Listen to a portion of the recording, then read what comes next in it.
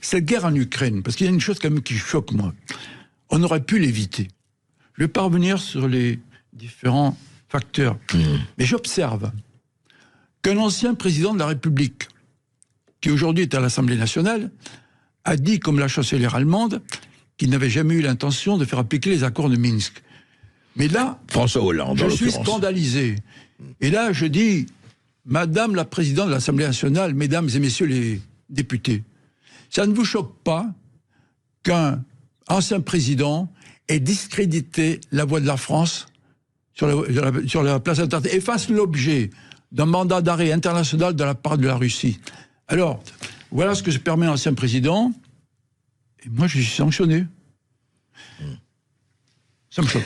Avec Pellizzari, nous sommes les deux seuls qui avons déposé plainte.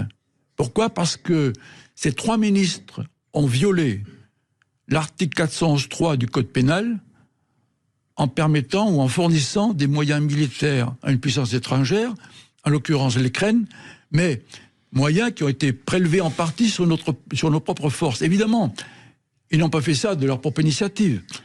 C'est avec la caution, sinon les ordres du président. Le président foule au pied la Constitution et la loi quand il veut. C'est comme ça que ça se passe aujourd'hui. Mais qui est chef des armées, quand même. Mais ce que je constate, c'est que moi, je dénonce la violation de la loi par des ministres, et c'est moi qui suis sanctionné. C'est ignoble, d'autant plus que ceux qui sanctionnent n'ont jamais pris le moindre risque pour leur propre personne. Elle n'est pas belle, la France ?